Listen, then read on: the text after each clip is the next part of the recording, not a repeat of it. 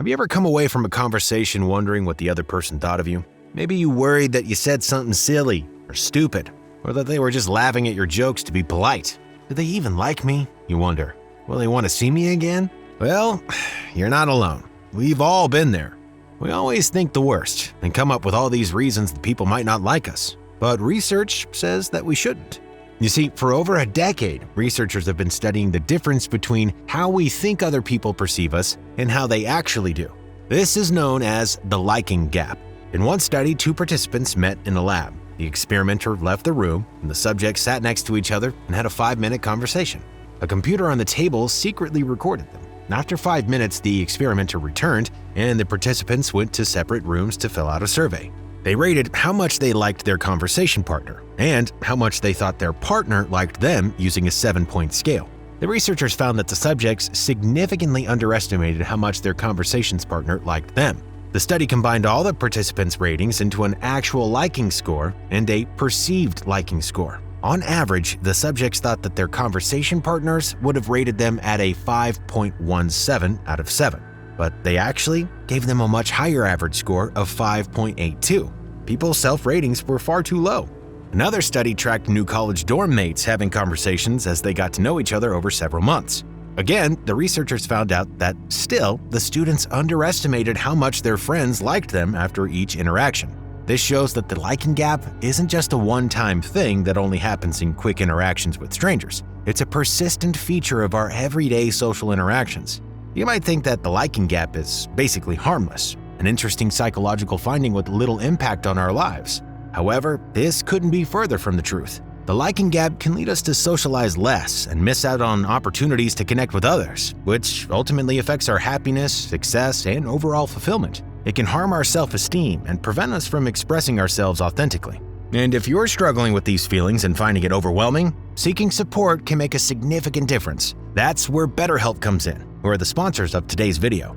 BetterHelp offers professional counseling services that can help you navigate these challenges, boost your confidence, and improve your social interactions, leading to a more fulfilling life. With BetterHelp being entirely online, you can message your therapist at any time and schedule live sessions when it's convenient for you. And if your therapist isn't the right fit for any reason, you can switch to a new therapist at no additional charge. With BetterHelp, you get the same professionalism and quality you'd expect from in-office therapy, but with a therapist who is custom-picked for you, with more scheduling flexibility and at a more affordable price. BetterHelp has a special offer today where you'll get 10% off your first month. Just go to betterhelp.com/improvementpill. Thanks again to BetterHelp for sponsoring this video.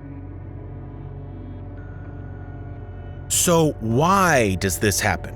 Why are we programmed this way? Well, psychologists think that the main reason is that we're too self-critical. We pay far more attention to the negative things about ourselves than other people do. In another study, participants had a conversation, and afterwards, they wrote down what they thought the other person was probably thinking about them. It found that everyone that thought the person they spoke to was thinking thoughts far more negative than they actually were. As we all do, people focused on the things that they thought they did badly in the conversation and could have done better, and this stopped them from realizing how much their conversation partners liked them. Now, while it can be good to notice where we may have slipped up so that we can improve next time, we shouldn't let it influence our beliefs and how much others like us. We're our own worst critics. Another reason for the liking gap is that in most casual conversations, we don't get feedback on how we're coming across. Unlike at work, where we often can't avoid getting feedback, unfortunately.